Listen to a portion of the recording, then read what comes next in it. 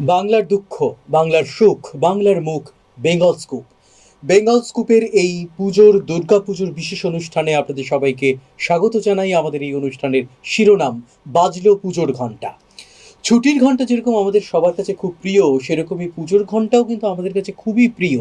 কেননা যখনই আমাদের কানে সেই ঢাকের বাদ্যি বেজে ওঠে কিংবা সেই প্যান্ডেল থেকে ঢাকের সুর আমাদের কানে ভেসে আসে, তখনই কিন্তু আমাদের মন যেখানে যে কাজের মধ্যেই থাকি না কেন, হঠাৎ করে যেন একরাশ আনন্দ শিউলি ফুলের গন্ধের মতো আমাদের মনকে আমাদের ভরিয়ে তোলে।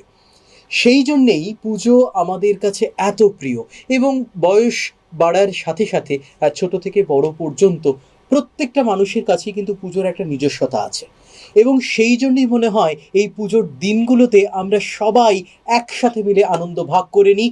আমরা পুজোর আনন্দকে এই একসাথে মিলে সেই আনন্দকে ভাগ করে নেওয়ার আনন্দকে আরও বাড়িয়ে তুলতে আমাদের এই আয়োজন, যার নাম বাজলো পুজোর ঘণ্টা। এই অনুষ্ঠানে আজকে আমার সাথে রয়েছে আমার অত্যন্ত প্রিয় তিন গুণী শিল্পী, বলা যেতে পারে একেবারেই নিঃসন্দেহে। ওরা বহুদিন ধরেই কবিতা চর্চা করছে এবং প্রত্যেকেই পড়াশুনোর সাথে সাথে বিভিন্ন ধরনের সাংস্কৃতিক কাজকর্মের সাথেও যুক্ত। অদ্রিজা, রয়েছে শ্বেতা এবং অর্কন। অর্কন কিন্তু আপনাদের একটা খবর জানিয়ে রাখি, ও কিন্তু একটা নাটকের দলও তৈরি করে ফেলেছে ইতিমধ্যে। মানে কবিতা, নাটক দুটো বিষয়কে দুহাতে নিয়ে অর্কন এখন এগোচ্ছে বলা যেতে পারে, এবং সাথে পড়াশোনাও করছে। অর্কন, তোর এই নাটক, কবিতা, পড়াশুনো সব কিছুর মধ্যে দিয়ে পুজোটাকে তুই কিভাবে রিলিজ করিস? পুজোর দিনগুলো কিভাবে কাটাস? পুজোর সময় তো একটা স্পেশাল কয়েকটা 5টা দিন, স্পেশাল 5টা দিন। এবার তার মধ্যে সোজা একটা সত্যি কথা বলতে গেলে পুজোর সময় কোনো কাজ রাখি না। কাজ রাখিস না? মানে ওই সময় যদি কোনো প্রোগ্রাম আসে বা ওই রকম কিছু হয় তাহলে একদম নো না। ওকে, গ্রেট। হ্যাঁ, কারণ তার আগে যত ইচ্ছে করে নাও, তারপরে করো, কোনো প্রবলেম নেই। পুজোর ওই 5টা দিন যেন কিছু না হয়। একদম ওই টাইমে মজা করব বন্ধুদের সাথে, বাবা মায়ের সাথে, সময় ভিত্তিক যখন যাদের সাথে আর কি থাকি তখন তাদের সাথে মজা করব, আচ্ছা, খাবো দাবো, আনন্দ করবো, এই তো। হ্যাঁ, মাঝখানে একটা কিন্তু খুব ইম্পর্টেন্ট শব্দ কিন্তু বলে দিয়েছে। এই খাবো দাবো প্রসঙ্গটা নিয়ে আমরা খুব বড় করে আসবো এবং সেটাতে বিশেষ বক্তব্য পরিবেশন করবে অর্কন, আমরা সবাই জানি। আচ্ছা, যাই হোক, সেটা পরে আসছি। অদ্রিজা, স্কুল জীবন, কলেজ জীবন, ঠিক আছে, আর এখন তুই কলেজ জীবন পেরিয়েও কর্মজীবনে ঢুকেছিস। এই তিনটে জীবনে তুই 3 রকম পুজো কাটিয়েছিস বলতে পারি, তাই তো? এই 3টে পুজোর ভ্যারিয়েশন সম্পর্কে তুই কি বলবি? কিভাবে এই 3টে পুজোকে আলাদা আলাদা করে তুই ক্যাটেগরাইজ করবি? একটা স্কুল জীবনের পুজো, একটা কলেজ জীবনের পুজো, আর এখন তুই চাকরি করছিস, কর্মজীবনের পুজো। তা 3টে পুজোকে কিভাবে তুই দেখাবি? ছোটবেলার পুজোটা মানে স্কুল জীবনের পুজোটা সম্পূর্ণ পরিবার ভিত্তিক। মা বাবা, পিসি, কাকা, জ্যাঠা, এদের সাথে বেরো, হোল নাইট ঠাকুর দেখো, এনার্জির কোনো অভাব নেই, সারাক্ষণ ছুটে বেড়াচ্ছি। ওটা মানে আমি যদি সেভাবে ক্যাটেগরাইজ করতে যাই, ওটা বেস্ট পুজো জীবনের। কারণ যত বয়স বাড়ে তত ভিড়, যাবো না, বসে গল্প করি, চল সিনেমা দেখি, এই জিনিসগুলো বয়স বাড়ার সাথে সাথে বাড়তে থাকে। তো তাতে করে ছোটবেলার স্কুল জীবনের পুজোটা আমার কাছে বেস্ট। কলেজ জীবনের পুজোটা সেরকম ভাবে এনজয় করার সুযোগ আমি পাইনি, কারণ অত বেরোনো ঘোরা আমার ভালো লাগে না, সত্যি কথা বলতে। আর এখন যে চাকরি করছিস, এখন ছুটি নেই, এটা হচ্ছে সবচেয়ে বড় আফসোস। নবমী দশমী ছুটি দেওয়ার কোনো মানে হয় না। মানে অষ্টমীর দিনে ছুটি নেই? মানে ঝগড়া করে ছুটি চাইতে হলে তাও দেয় না এক এক সময়। তো ওই আর কি, অঞ্জলিটুকু দিয়ে এসে আবার কাজ করো, দেখ ঠিক অর্কন, ছুটি নেই। ওটাই হচ্ছে এখন জীবনের সবচেয়ে বড় আফসোস। একেবারেই তাই। পুজোর 5টা দিনে আমরা সবাই ছুটি চাই, কিন্তু এক একটা চাকরি থাকে বা এক এক ধরনের কাজে যুক্ত থাকে যাদের হয়তো সেই ছুটিটা পাওয়া যায় না, ছুটিটা পান না তারা। তো সেক্ষেত্রে কিছু করার নেই, আমাদেরকে সেটাও অ্যাডজাস্ট করতে হয়। শ্বেতার পুজো নিয়ে কি প্ল্যান? আমার পুজো নিয়ে প্ল্যান তো ছিল অনেক কিছু, কিন্তু এই যে করোনা চলছে এটা তো আমার মোটামুটি পুরো মেজাজটাই খারাপ করে দিয়েছে। কেন খারাপ করলো? মানে কি করে সম্ভব এই যে একটা, মানে আগে আমরা যখন পুজোতে বেরোতাম একটা ফ্রি ব্যাপার থাকতো, মানে আমরা আমাদের মতো করে মানে এরকম একটা বাধো ব্যাপার থাকতো না যে এই একে ধরলে যদি করোনা হয় বা এরকম ব্যাপার। বা তুই কি একবারও বলেছিস কখনো যে করোনা আমায় ধরো না? ওইটা একমাত্র ওনার পক্ষেই বলা সম্ভব, ওটা আর কারোর পক্ষে তুই একবার বলে দেখ তোর কিন্তু অনেক কিছু থেকে অনেক কিছু প্রোটেকশন ভালোবেসে তো চলে নাও আসবে, ধরতে পারে বল। একেবারেই তাই। তুই এটা একটা point, করোনাকে কি কিন্তু ইমপ্রেস করতে তাও। চেষ্টা করেছিস কখনো? বলেছিস কি করোনা আমায় ধরো চেষ্টা না? করিনি, এটা একবার Practice. চেষ্টা করে দেখা যেতে আজকে পারে। থেকে এটা Yes. Take it in consideration. Yes, yes. একদমই তাই, একদম, চেষ্টা করে দেখতে একদম। পারিস। কিন্তু অর্কন কিন্তু একটা জিনিস আমি বলবো, তোরা কতটা জানিস জানি না, মানে আমরা তো অনেক কিছুতেই আমাদের সবকিছু অনেক লিমিটেড করতে হয়েছে, ঠিক আছে? আমরা বাইরে যাওয়া বা মনে কর কাজকর্ম অনেক কিছুতে, তারপর যখন আস্তে আস্তে ব্যাপারটা কিছুটা ঠিক হয় তখন আমরা আবার বাইরে যেতে শুরু করি। মে জুন মাস নাগাদ তো সাংঘাতিক একটা অবস্থা গেছে আমাদের এখানে। অর্কন কিন্তু ওর খাওয়া দাওয়াতে কোনো লিমিটেশনস রাখেনি কখনো। এইটা আমার মনে হয় উচিত নয়, খাওয়া দাওয়াতে লিমিটেশনস নয়, কিন্তু স্পেশালি অর্কন মানে আজকে রবিবার মোগলাই, কালকে সোমবার বিরিয়ানি, এবং পরশুদিন চিকেন চাইনিজ, মানে নানা রকম, বুধবার দিন মানে কন্টিনেন্টাল। Exploration of food. একদম মানে যখন করোনাটা চলছিল হ্যাঁ। তখন ওই সময় বাইরের খাওয়াটা বন্ধ করেছিল। তো বাড়িতে তাহলে হয়েছে? বাড়িতে হ্যাঁ, মানে আমি না, মানে মা এক একদিন এক একটা, তারপরে কখনো এক কখনো একদিন এক একটা, মানে হ্যাঁ, আর কখনো কখনো কিছু তো আমি স্যার আর হবি বাবা- রাখতে হবে, একেবারেই তাই। সব বন্ধ করে দিলে তো অবশ্যই, সেটাই মুশকিল তো। আর আমি আর বাবা মাকে একটু হেল্প করার জন্য হেল্প করেছিস? এমনি তো ঘরের কাজ করেছি, সেটা তো আছেই, তার হুম। পাশাপাশি রান্না মানে ঘরের কাজ তুই করতে পারিস, এটা মানতে হবে। হ্যাঁ, আচ্ছা, বাহ, ভালো লাগছে আর শুনে। তার সাথে সাথে রান্নাও করেছি। রান্নাও করেছিস? একদিন আমি সেটা chicken লোকে pizza খেতে পেরেছে? আমার মনের কথাটা জিজ্ঞেস করে ফেললে। অসাধারণ হয়েছিল স্যার। তাই? আমরা বাহ। নিজে আমাদের কবে খাওয়াবি? নিজেই করছিস। আমাদের আমার কবে ভালো খাওয়াবি? আরে বাবা, এটা সব থেকে না, এটা একটা দারুণ ব্যাপার, কিন্তু নিজে কাজটা করে নিজেই নিজেই প্রশংসা প্রশংসা করে করে। যাচ্ছি। সার্টিফিকেট কাউকে দিতে হবে না, আমি দেবো, সাইন হ্যাঁ, করে আমি ছাপ দেবো, দিয়ে আমি দেবো, সার্টিফিকেট একদম, দিয়ে দিয়েছি। একদম। ভালো, অসাধারণ হয়েছে একদম। খেতে। তো যাই হোক, আমাদের মানে এটা একটা মজার ছলেই বলছি, শাস্ত্রীয় সঙ্গীত যারা করেন তারা খুবই উচ্চ পর্যায়ের গান করে, কিন্তু একদম আমার এক বন্ধু খুব মজার ছলে একটা কথা বলেছিল যে যারা মূলত এই ধরনের ক্লাসিক্যাল গান বাজনা বেশি করেন তাদের মধ্যে একটা রেওয়াজ আছে, বলছে ওনারা নিজেরাই গান করেন, নিজেরাই কে আবার এটা মজা করেই বলেছিল। আমরা কখনোই সবার প্রতি শ্রদ্ধা সম্মান রেখেই বলছি। তো যাই হোক, আমরা নানা রকম মজার কথা বলছি, কিন্তু তার মধ্যে তো আমরা শুনবো তোদের কবিতা, তোরা তো কিছু প্রিপেয়ার করে এনেছিস। অদ্রিজা আমার দিকে তাকাচ্ছে, কেননা ওর অফিসের ব্যস্ততার জন্যে আলাদা করে কিছু করে উঠতে পারিনি, সেটা তুই ফার্স্টে বল, কি শোনাবি? তাহলে নীরেন্দ্রনাথ চক্রবর্তীর অমলকান্তি বলি। বাহ বাহ, একদম। শুরু করি তবে। খুব সুন্দর কবিতা, আমার খুব প্রিয় কবিতা। শুরু করি, দেখা যাক কেমন একদম। হয়। অনেক দিনের প্র্যাকটিস, সবই ঘাটতি হয়েছে তাও। অমলকান্তি আমার বন্ধু। স্কুলে আমরা একসঙ্গে পড়তাম। রোজ দেরি করে ক্লাসে আসতো, পড়া পারতো না। শব্দরূপ জিজ্ঞেস করলে এমন অবাক হয়ে জানলার দিকে তাকিয়ে থাকতো যে দেখে ভারী কষ্ট হতো আমাদের। আমরা কেউ মাস্টার হতে চেয়েছিলাম, কেউ ডাক্তার, কেউ উকিল। অমলকান্তি সেসব কিছু হতে চায়নি। সে রোদ্দুর হতে চেয়েছিল। ক্ষান্ত বর্ষণ কাকডাকা বিকেলের সে লাজুক রোদ্দুর, জামার জামরুলের পাতায় যা নাকি অল্প একটু হাসির মতো লেগে থাকে। আমরা কেউ মাস্টার হয়েছি, কেউ ডাক্তার, কেউ উকিল। অমলকান্তি রোদ্দুর হতে পারেনি। সে এখন অন্ধকার একটা ছাপাখানায় কাজ করে। মাঝে মাঝে আমার সঙ্গে দেখা করতে আসে, চা খায়, এটা ওটা গল্প করে, তারপর বলে উঠি তাহলে। আমি ওকে দরজা পর্যন্ত এগিয়ে দিয়ে আসি। আমাদের মধ্যে যে এখন মাস্টারি করে, অনায়াসে সে ডাক্তার হতে পারত। যে ডাক্তার হতে চেয়েছিল, উকিল হলে তার এমন কিছু ক্ষতি হতো না। অথচ সকলেরই ইচ্ছে পূরণ হলো, এক অমলকান্তি ছাড়া। অমলকান্তি রোদ্দুর হতে পারেনি। সেই অমলকান্তি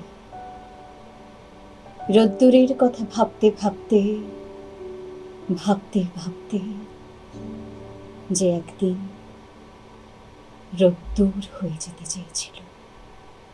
বাহ, নীরেন্দ্রনাথ চক্রবর্তী খুবই মনোগ্রাহী কবিতা এটা, অমলকান্তি। ভীষণ রকমের একদম তাই। মনোগ্রাহী কবিতা। মানে আমরা আমাদের ক্লাসরুমে এরকম অনেকেই থাকে হ্যাঁ, যারা এরকম আসলে লিখতে সবাই তো চায়। স্বপ্নটাকে ঠিক ছুঁতে পারে না। আমার খুব মনে পড়ছে কবিতাটার প্রসঙ্গে, জানিস ঋতুপর্ণ ঘোষ ওনার একটা সিনেমাতে গান লিখেছিলেন, তোরা শুনেছিস, খেলা সিনেমাটার নাম।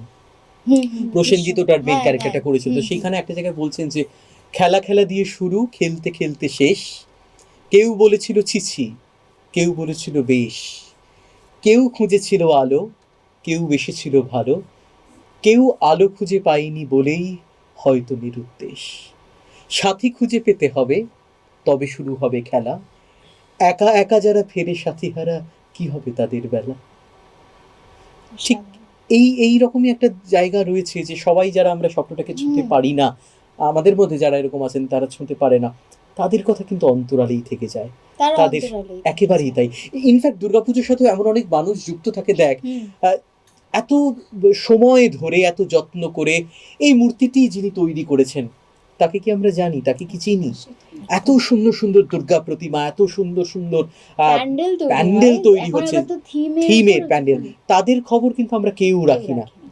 তাদের ঘরে ভাত জুটলো কি জুটলো না আমরা কেউ খবর রাখি না। আসলে ওই বলে না যে প্রদীপের ঠিক তলাতেই থাকে অন্ধকার, আমার মনে হয় সেই প্রদীপের তলার অন্ধকারটার দিকে কখনো আমাদের চোখ পড়ে না, কিন্তু কোথাও গিয়ে আমাদেরই কিন্তু সেই দায়িত্ব নিতে হবে যেন প্রদীপের তলার অন্ধকারটা না থাকে, তবেই কিন্তু আমাদের পরিবেশ, আমাদের সমাজ, আমাদের দেশ আলোকিত হতে পারে। 5টা দিনের জন্য নয়, সেটা সব সময়ের জন্য, যাতে এখন বর্তমান যা আরো পরিস্থিতি তাতে যেন সেই মানুষগুলো অন্তত কিছু দুবেলা, মানে এই ক্ষেত্রে আমার মনে হয় মল্লিকা সেনগুপ্ত দুর্গা হাসি দুর্গা কাদের যে কনসেপ্টটা, মানে মল্লিকা সেনগুপ্তের নয়, ওটা হচ্ছে ভবানী প্রসাদ মজুমদার।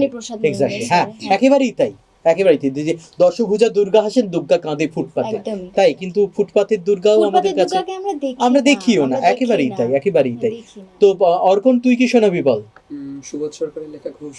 ঘুষ, এটাও একটা খুব সাংঘাতিক নির্মম কবিতা, কেননা মাস্টার মশাই যারা, কবিতাটার বিষয়বস্তু সম্পর্কে বলতে গেলে বলতে হয় যে মানে যে শিক্ষক, তার জীবনের যেরকম করুণ পরিণতি অপেক্ষা করে আছে ভাবাই যায়নি। বর্তমানে খুব এটা প্রাসঙ্গিক একেবারে। আমি শুরু করব? একদম। সুবোধ সরকারের লেখা ঘুষ। রবীন্দ্র রচনাবলীর নবম খণ্ড দিয়ে চাপা দেওয়া একটা সুইসাইড নোট, ছেলেকে লেখা। লিখে হাতে ব্লেড নিয়ে বাথরুমে ঢুকেছিলেন মাস্টার মশাই। দরজার তলা দিয়ে রক্ত আসছে দেখে কাজের মাসি চিৎকার করে ওঠে। ছেলেকে লেখা এই তার প্রথম এবং শেষ চিঠি। অরণ্য, আমি বিশ্বাস করি সন্তান পবিত্র জলের মতো। যদিও তোমার সঙ্গে আমার সম্পর্ক ভালো ছিল না, তবু তোমাকেই লিখে রেখে যাই। গত 3 মাস বাবদ তোমার মায়ের চিকিৎসা বাবদ আমার যৎ সামান্য সঞ্চয় আপাতত নিঃশেষিত। চিকিৎসার ব্যয়ভার আমি আর নিতে পারছিলাম না। জীবনে তোমার টাকা ছুঁইনি, মরেও ছোবো না। আমি আজীবন ছাত্র পড়িয়েছি, জ্ঞানত কোনো অন্যায় করিনি। গত মাসে এক অভিভাবক এসে ঝুলোঝুলি করেন তার ছেলেকে নেবার জন্য। আমি প্রথম দিন ফিরিয়ে দিই, দ্বিতীয় দিন ফিরিয়ে দিই, তৃতীয় দিন পারি না। তিনি আমাকে একটা বড় খামে 30,000 টাকা দিয়ে চলে যান। সেই টাকায় এই মাসে তোমার মায়ের চিকিৎসা চলছে। জানি না তিনি বাড়ি ফিরবেন কিনা কোনোদিন। ফিরিলে বলো, পৃথিবীতে আমার বেঁচে থাকার অধিকার চলে গেছে। ইতি, বাবা। যখন সারাটা দেশ দাঁড়িয়ে রয়েছে ঘুষের টাকার ওপর, তখন রবীন্দ্র রচনাবলী দিয়ে চাপা দেওয়া একটা সুইসাইড নোট হাসপাতালের গাছের তলায় দাঁড়িয়ে গা ছমছম করছিল। এগিয়ে গেলাম সাদা কাপড়ে ঢাকা মাস্টার মশাইয়ের দিকে, একটু বেরিয়ে থাকা পা দুটোর দিকে। ওই একটু বেরিয়ে থাকা পা দুটো যেন ভারতবর্ষের শেষ মাটি। নমস্কার। বাহ, শেষ মাটি ভারতবর্ষের এভাবেই হয়তো একটু একটু করে হারিয়ে যাচ্ছে, কিন্তু আমাদের দায়িত্ব সেই মাটিটাকে যেন আগলে রাখতে পারি, তাই না? সেই মাটির মধ্যেই রয়েছে আমাদের সংস্কৃতির কথা, সেই মাটি দিয়েই তৈরি হয় আমাদের মৃন্ময়ী প্রতিমা মা দুর্গা। তো সুতরাং সংস্কৃতি, ঐতিহ্য, এই বিষয়গুলোকে যদি গুরুত্ব দিতে পারি তবেই আমাদের অস্তিত্ব বজায় থাকবে, তাই তো? তো সেক্ষেত্রে আমরা ভাবতেই পারি যে, বা বলতেই পারি, এই উৎসব আমাদের যেন সেই দিকে এগিয়ে নিয়ে যেতে উদ্বুদ্ধ করে। সময় হয়ে গেছে এখন ছোট্ট বিরতির, আমরা ফিরছি কিছুক্ষণের মধ্যেই, সঙ্গে থাকুন। আপনারা দেখছেন বেঙ্গল স্কুপের বাজলো পুজোর ঘন্টা, ফিরে আসছি কিছুক্ষণের মধ্যেই, সঙ্গে থাকুন। যে কোনো অনুষ্ঠানের শ্যুটের জন্য বেঙ্গল স্কুপ স্টুডিওটি রেন্টে দেওয়া হয়ে থাকে। বিস্তারিত জানতে যোগাযোগ করুন স্ক্রিনে দেওয়া নাম্বারে। ফিরে এলাম বিরতির পরে। আপনারা দেখছেন বেঙ্গল স্কুপ। এই বিশেষ অনুষ্ঠান দুর্গাপুজো নিয়ে। বাজলো পুজোর ঘন্টা, বাংলার দুঃখ বাংলার সুখ বাংলার মুখ, বেঙ্গল স্কুপ। আপনারা অবশ্যই আমাদের সাথে থাকবেন, কিন্তু আপনাদের মনে হতে পারে যে কিভাবে আমাদের সাথে থাকবেন। আপনারা ফেসবুক পেজে লাইকের মাধ্যমে আমাদের সাথে থাকতে পারেন, আর থাকতে পারেন ইউটিউব চ্যানেলের মাধ্যমে। আমাদের ইউটিউব চ্যানেল সাবস্ক্রাইব করুন, তাহলেই কিন্তু আমরা আপনাদের জন্য যে সমস্ত অনুষ্ঠান তৈরি করছি, নানা রকম বৈচিত্র্যের মধ্যে দিয়ে সেই অনুষ্ঠানগুলো তৈরি করছি, সেগুলো আপনাদের কাছে পৌঁছে যেতে পারে। এবং আশা করি আমাদের এই প্রয়াস, আমাদের এই চেষ্টা আপনাদের ভালো লাগবে। আপনাদের ভালো লাগাই কিন্তু আমাদের সমস্ত কাজকর্মের একমাত্র উদ্দেশ্য। আমরা রয়েছি আজকে এই আড্ডায়। আমার সাথে রয়েছে অদ্রিজা, রয়েছে অর্কন, রয়েছে শ্বেতা, আর আমি শুভদীপ রয়েছি আপনাদের সাথে। আমরা কথা বলছিলাম দুর্গাপুজো নিয়ে, দুর্গাপুজোর বিভিন্ন বিষয় নিয়ে। এমনকি দুর্গাপুজোর সাথে জড়িত হয়ে রয়েছে যে সমস্ত সামাজিক বিষয়, সেগুলো নিয়েও আমরা কথা বলছিলাম। কথা বলতে বলতে একটা কথাই খুব মনে হচ্ছিল যে আমরা আনন্দে গা ভাসিয়ে দিই সবাই, কিন্তু সেই আনন্দের সাথে আরও নানা রকম ঘটনা যে লিপ্ত হয়ে থাকে বা যুক্ত হয়ে থাকে, সেদিকে কিন্তু ফিরে তাকাই না। আমাদের পাশের মানুষটা কেমন আছে তা জানার কিন্তু প্রয়োজন আমরা বোধ করি না, কিন্তু জানা উচিত, দেখা উচিত। এই জিনিসগুলো যেন আমাদের মধ্যে যদি জেনারেট আমরা করতে পারি, তবেই কিন্তু আগামী দিনে একটা সুন্দর সংস্কৃতি, সুন্দর দেশ, সুন্দর জায়গা, সুন্দর সমাজ তৈরি হতে পারে। একদমই। আর আরেকটা অদ্ভুত জিনিস আমরা দেখি যে এখন যেহেতু আমরা সবাই কিন্তু নিজেকে নিয়ে খুব ব্যস্ত, ভীষণ রকম, তাই না? ভীষণ রকম। আমরা ভীষণ আমি, রকম আমাকে নিয়ে লোকে কি ভাবছে, মানে আমি খোটা একটু বেশি। একদমই তাই, একদমই তাই। সেটাই। তোর কি মনে হয়? আর সবাই মানে 5 জনকে যদি দাঁড় করান, তার মধ্যে 4 জনই তাই। আমি ব্যাপারটা আমি এটা করছি। আচ্ছা, এটা কি তোর আমার মনে হয় না যে ভালো- এই যে সোশ্যাল নেটওয়ার্কিংটা এটা আরো বাড়িয়ে দিয়েছে? আমার ভীষণ রকম মনে হয় যে সোশ্যাল নেটওয়ার্কিং কিন্তু ভালো দিক আছে, মানে নিশ্চয়ই ভালো যোগাযোগের আছে, দিক কিন্তু থেকে। আমার মনে হয় যে হুম। সোশ্যাল নেটওয়ার্কিং এর যে এই 2 বছর বিশেষত হ্যাঁ। মানুষকে মানুষ থেকে মানুষ বেশি করেছে, যন্ত্র বেশি বানিয়েছে। সারাক্ষণ মানে ইমোশনটা ঘরে পুরো যদি- যেন একদম কেটে এবং বাদ আরেকটা কথা দিয়েছে বলবো কেউ। জানিস তো, এখন না আমার কাছে প্রত্যেকটা পুজো, প্রত্যেকটা জিনিসই মনে একটা বিশাল ইভেন্ট। হুম, মানে একদম এটাই আমরা হয়ে গেছে। ছোটবেলায় দেখানো আর ওই কি। দেখানো। অনাবিল আনন্দটা, যে ঘুরতে বেরোচ্ছি, নতুন জামা পরেছি, ঘুরতে বেরোচ্ছি, একটা নিজের ভেতর থেকে যে আনন্দ আসা, ওই জিনিসটার থেকেও এখন ওইভাবে একটু দাঁড়া, একটা ছবি তুলে হ্যাশট্যাগ দিয়ে দিতে হবে এই প্যান্ডেলে, এইটা একদমই এখন তাই। বেশি। তারপরে আদেও আনন্দ করছি না, পাশের চাচ্ছি না। মানুষটার হ্যাঁ, সাথে হ্যাঁ, হ্যাঁ।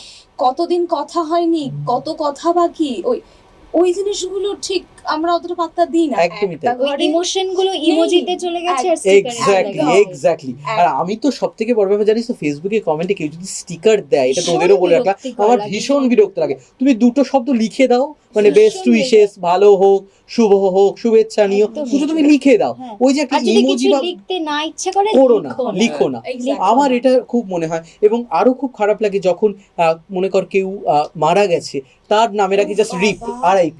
এটা কি মানে এই রিপ দুবছর- শব্দটা দিয়ে তুমি তোমার শ্রদ্ধা বোঝাচ্ছ বা সব হয়ে গেল? কখনোই হতে পারে না। হয় মানুষ কথা। আর সেদিন দেখবেন সমস্ত- স্ট্যাটাসের পর হ্যাঁ, স্ট্যাটাস, বাবা, কোনো একজন তুমি- বিখ্যাত লোক মারা গেল, হ্যাঁ।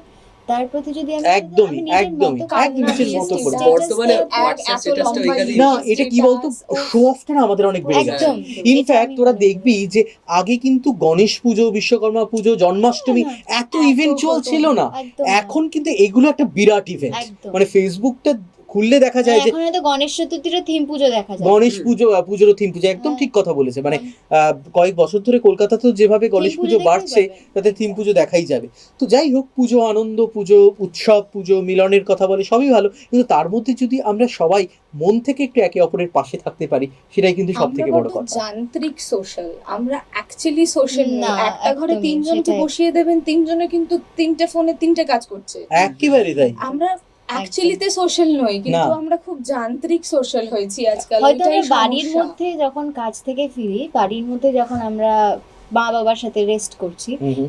বাবা মার হাতে 2টো ফোন, আমার হাতে একটা ফোন, আমরা তো বাড়ি থেকে ফিরে বাবা মাদের জিজ্ঞেস করি না তুমি কেমন আছো বা তোমার সারাদিনটা কেমন হ্যাঁ, কাটলো। হ্যাঁ, আমরা বিজি আমাদের ফোনের কাজ, অন্য শুধু কাজ, এই তাই কাজ ওই না, কাজ। এরকম আমি অনেককে চিনি, মা বাবা হুম। হয়তো সামনে মেয়েকের জন্মদিন বলেনি, ফেসবুকে এত লম্বা পোস্ট হ্যাঁ। দিয়ে ছবি দিয়ে আমার মা বাবা। জন্মদিন করে কত, আরে সামনাসামনি বলে মাথায় হাতটা কেন এই যে রাখুন। এখন দেখি এই যে বিজয়া আমরা ছোটবেলাতেও কিন্তু একে অপরের বাড়িতে যাওয়া, বাড়িতে বন্ধু বান্ধব যাওয়া। আত্মীয়স্বজনের বাড়িতে যাওয়া, খাওয়া দাওয়া, হুম। এইসব কিন্তু আমি অন্তত দেখেছি। মানে এই বিষয়টা ছিল। নিয়ে আমি একটা কথা কিন্তু এখন শুধু হোয়াটসঅ্যাপে হ্যাঁ। বিজয়ার প্রণাম শুভ নিয়েও বিজয়া, শুভ একদম। বিজয়া, হ্যাপি বিজয়া, Happy বিজয়া, হ্যাঁ হ্যাঁ হ্যাঁ মানে আমি একবার দিল্লিতে গেছিলাম, হ্যাঁ, আমরা হ্যাঁ। পুজোয় দিল্লিতে হ্যাঁ, ছিলাম, হ্যাঁ। সৌভাগ্য হয়েছিল দিল্লির পুজো হ্যাঁ, হ্যাঁ। দেখার। তো আমরা যে হোটেলটায় ছিলাম, তো আমরা ওরকম বিজয়া দশমীর দিন বেরিয়েছিলাম, তো রাতের বেলা ফিরছি, তো আমরা দরজা খুলছি, এবার উপরে যিনি ছিলেন উনি দিল্লিরই মনে হলো, অন্য কোনো কাজে এসেছেন। হুম। এবার উনি হঠাৎ আমাদের দিকে তাকিয়ে বললেন শুভ বিজয়া দশমী। বাহ, আমার ব্যাপারটা ভীষণ ভালো লাগলো, মানে আমি তখন একেবারেই। অনেকটাই ছোট, ক্লাস 4-এ পড়ি হয়তো, আচ্ছা কিন্তু আচ্ছা, ভীষণ মনোগ্রাহী হলো তুই কথাটা মনে রেখেছিস এখন। ভীষণ, মানে ইনফ্যাক্ট আমারও কারণ জানিস আমরা তো, কলকাতায় এরকম দেখি না, না এই একেবারেই ব্যাপারটা তাই। নেই, মানে আমার না পাশের লোকটা কলকাতায় না, আমার খুব মানে তোদেরকে জাস্ট শেয়ার করি, দশমী নিয়ে কিন্তু আমার খুব দারুণ দারুণ অভিজ্ঞতা আছে। একটা জাস্ট বলি, আমি স্পেশালি দুর্গাপুজোতে খুব একটা কলকাতা থাকা হয় না, বাইরেই প্রোগ্রাম থাকে। তো দিল্লিতে এরকম হয়, দিল্লিতে সাধারণত প্রোগ্রামগুলো আমাদের নবমী পর্যন্ত থাকে। তো দশমীর দিন সকালবেলা আমরা ঘুরতে চলে গেছি। তো একবার মনে আছে যে দশমীর দিন সকালবেলা দিল্লিতে দারুণ মজা করেছি। দুপুরবেলা আমরা মথুরাতে গিয়েছিলাম। মথুরাতে গিয়ে কোথাও কোনো ঠাকুরের মুখ দেখতে পাচ্ছি না। ওখানে তো পুজো হয় না সেরকম, ঠিক আছে?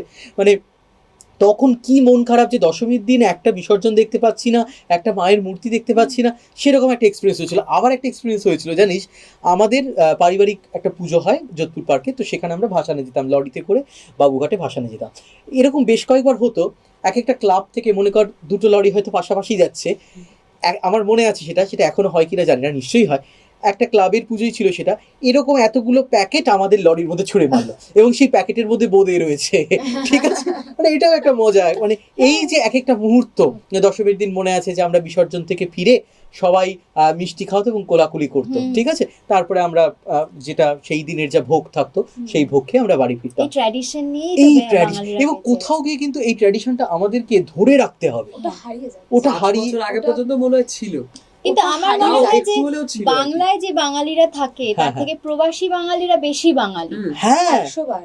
মানে এখানে কিন্তু এখন হচ্ছে গিয়ে মানে শ্বেতা কিন্তু শ্বেতা না, শ্বেতা, হ্যাঁ ঠিক আছে? বাহ, হ্যাঁ, yes. মানে মীনাক্ষী কিন্তু মীনাক্ষী নয়, মীনাক্ষী। মীনাক্ষী, হয়ে গেছে। মীনাক্ষী। ঠিক আছে? মানে এই রকম ভাবে আমরা বাঙালিরা এখন শিক্ষিত হচ্ছি, আমাদের কাছে এই শব্দগুলোই একদম পুরো অন্যরকম একটা চেহারা নিচ্ছে।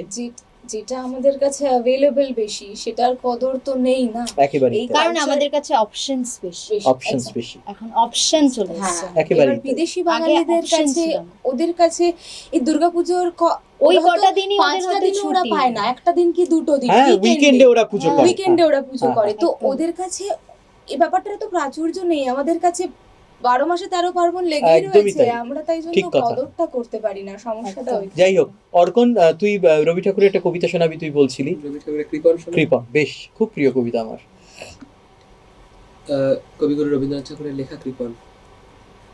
আমি ভিক্ষা করে ফিরতেছিলেন গ্রামের পথে পথে, তুমি তখন চলেছিলে তোমার স্বর্ণরথে। অপূর্ব এক স্বপ্ন সম লাগতেছিল চক্ষে মম। কি বিচিত্র শোভা তোমার, কি বিচিত্র সাজ। আমি মনে ভাবতেছিলেন এ কোন মহারাজ। আজি শুভক্ষণে রাত পোহালো, ভেবেছিলেন তবে আজ আমারে দাঁড়ে দাঁড়ে ফিরতে নাহি হবে। বাহির হতে নাহি হতে কাহার দেখা পেলেম পথে। চলিতে রথ ধনধান্য ছড়াবে দুই ধারে। মুঠা মুঠা করিয়ে নেব নেব ভারে ভারে। দেখি সহসা রথ থেমে গেল আমার কাছে এসে। আমার মুখ পানে চেয়ে নামলে তুমি হেসে। দেখে মুখের প্রসন্নতা জুড়িয়ে গেল সকল ব্যথা। হেনকালে কিসের লাগি তুমি অকস্মাৎ, আমায় কিছু দাও গো বলে বাড়িয়ে দিলে হাত। মরি, এ কি কথা রাজাদিরাজ, আমায় দাও গো কিছু। শুনে ক্ষণকালের তরে রইনু মাথা নিচু। তোমার কি বা অভাব আছে ভিখারি ভিক্ষুকের কাছে, এ কেবল কৌতুকের বসে আমায় প্রবঞ্চনা। চুলি হতে দিলেন তুলে একটি ছোট কণা, যবে পাত্রখানি ঘরে এনে উজাড় করি। এ কি ভিক্ষা মাঝে একটি ছোট সোনার কণা দেখি। দিলেন যারা আজ ভিখারি রে স্বর্ণ হয়ে এলো ফিরে, তখন কাঁদি চোখের জলে দুটি নয়ন ভরে। তোমায় কেন দিইনি আমার সকল শূন্য করে। নমস্কার। বাহ, তোমায় কেন দিইনি আমার সকল শূন্য করে, পুরো কবিতাটার ভীষণ মূল ভীষণ। বক্তব্যটাই কিন্তু এই লাইনের মধ্যেই রয়েছে। কবিতাটাও তাই। ভীষণ রকম কবিতাটাও ভীষণ রকম সুন্দর। আসলে রবীন্দ্রনাথ পড়লে মনে হয় আমরা নিজেদের জীবন নিয়ে মূল সত্যটা কি, একদম। জীবনের সার্থকতা কি, একদম। সেটাই মনে হয় নতুন করে জানতে পারি। একদম। তো অদ্রিজা, এবারের পুজোর প্ল্যানিং কি মোটামুটি হয়ে গেছে?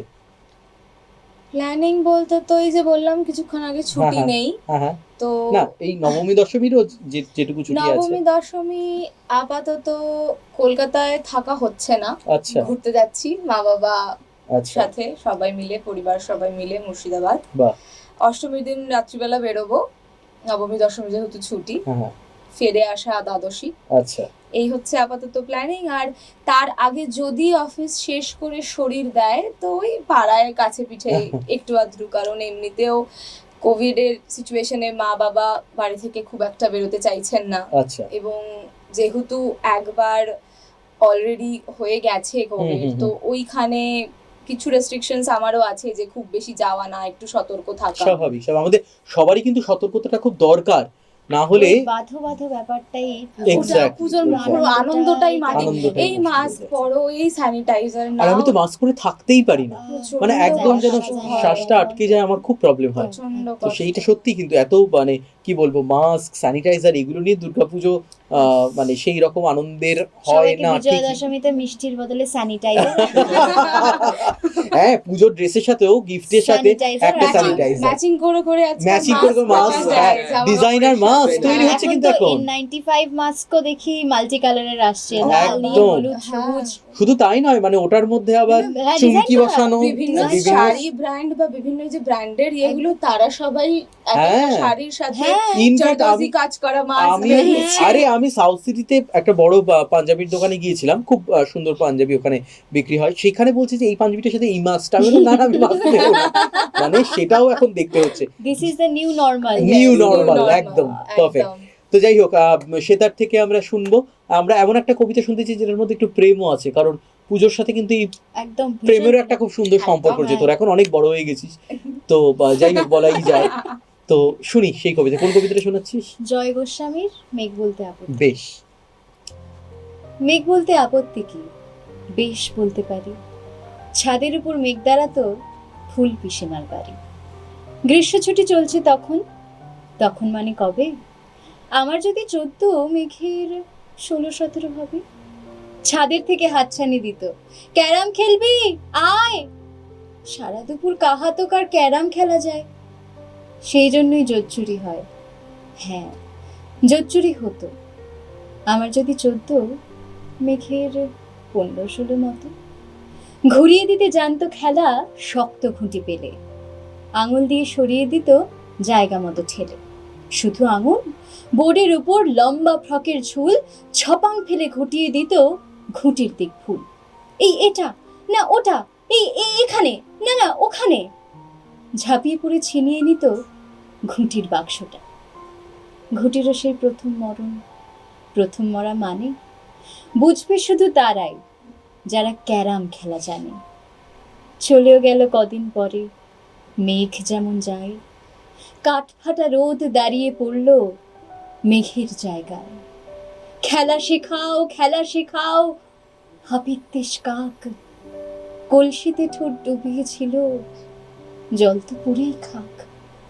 খা খাওয়া সেই কলসি আবার পরের বছর জলে ভরল কেমন তোমায়? ধ্যাত, সেসব কি কেউ বলে? আত্মীয় হয়, আত্মীয় হয়, আত্মীয় না ছাই। সত্যি করে বলো এবার, সবটা জানতে চাই।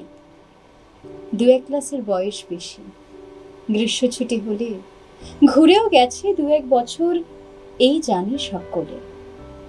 আজকে দগ্ধ গ্রীষ্ম আমার, তোমায় বলতে পারি, মেঘ দেখতাম ছাদের ঘরে, ফুল পিসিমার বাড়ি।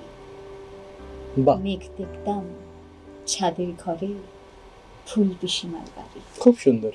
এই কবিতাটা আমি আপনার কাছে প্রথম শিখেছিলাম যখন আমি ক্লাস 7-8 এই তো পড়ি, এরকম সময় না? এবং এই কবিতাটা আমাকে প্রথম প্রেম বুঝতে শিখিয়েছিল। বাহ, তো সত্যি এই এটা কিন্তু কবিতাটা অদ্ভুত এটা রকমের কিন্তু অদ্ভুত আমাদের একটা জায়গা মানে আছে এই জীবনের কবিতাটায়। ওই এই যে প্রথম প্রেম যে কথাটা একটু বললো, এই প্রথম প্রেম শব্দটার সাথে কিন্তু এই কবিতাটা ওতপ্রোতভাবে জড়িয়ে রয়েছে। ভীষণ। আর কবিতাটা বলতে বলতে এই যে মেঘ নিজেই কোথায় দেখতাম যেন ছাদের ঘরে হ্যাঁ। ফুল পিসিমার বাড়ি, এই মেঘকে কিন্তু সারা জীবনেও ভোলা যায় না। একদম। মানে জীবন যতই এগিয়ে যাক না কেন, ওইটা যতই একটা- পরিবর্তন আসুক না কেন, ওই জায়গাটা একটা constant। এক্স্যাক্টলি ওটা মনের ওটা মধ্যে থাকে, একটা একদম। বেশ অন্যরকম প্রভাব আনে। ওই না বিভূতিভূষণের এক্ষেত্রে একটা কথা মনে পড়ে, হ্যাঁ। কাউকেই আমরা ভুলি না, প্রত্যেকের ঘরটা জাস্ট আলাদা হয় মনের মধ্যে। একেবারেই তাই, 100 বার। খুব দামি কথা বিভূতিভূষণের এই কথাটা। এবং আরেকটা কথাও একজন বলেছিলেন, সেই কথাটা হচ্ছে কি যে ওই আমরা বলি না যে ভালোবাসা তুমি এঁকে দিচ্ছ, ভালোবাসা দিলে কখনো ফুরোয় না, না, এবং ভালোবাসা তাকে দিলে তার অন্যজনের কোনো কমতিও পড়ে না। না,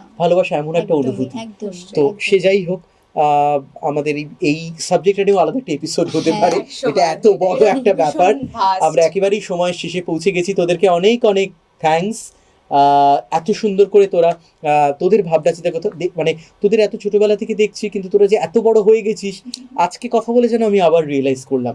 খুব ভালো, নিজেদের কাজ যত্ন করে কর, ভালো করে কর, সেটাই আমি সবসময় চাইবো। পুজো সবার ভালো কাটুক, এবং এই অনুষ্ঠান যারা দেখছে তাদের জন্যও পুজোর তরফ থেকে অনেক অনেক শুভেচ্ছা। বেঙ্গল স্কুপের পর্দায় আপনারা দেখলেন বাজলো পুজোর ঘন্টা এই অনুষ্ঠানটি। আপনাদেরকে আবারও মনে করিয়ে দিই, আপনারা লাইক করবেন আমাদের ফেসবুক পেজ এবং সাবস্ক্রাইব করবেন আমাদের ইউটিউব চ্যানেল, এবং যুক্ত থাকবেন আমাদের সাথে আপনারা, কেননা আপনাদের জন্যই আমাদের যা কিছু চেষ্টা। আপনাদের ভালো লাগাই আমাদের অন্যতম উদ্দেশ্য। আমাদের এই অনুষ্ঠান, আমাদের এই কাজ সার্থক হতে পারে শুধুমাত্র আপনারা যদি ভালোবাসায় ভরিয়ে দেন আমাদের। পুজো ভালো কাটুক, আনন্দে কাটুক, নিরাপদে কাটুক। দেখা হবে, নমস্কার। খবর দেখতে, খবর শুনতে চোখ রাখুন বেঙ্গল স্কুপের পর্দায়। সাবস্ক্রাইব করুন আমাদের চ্যানেলটিকে, আর সব খবরের আপডেট পেতে পাশের বেল আইকনটি প্রেস করুন।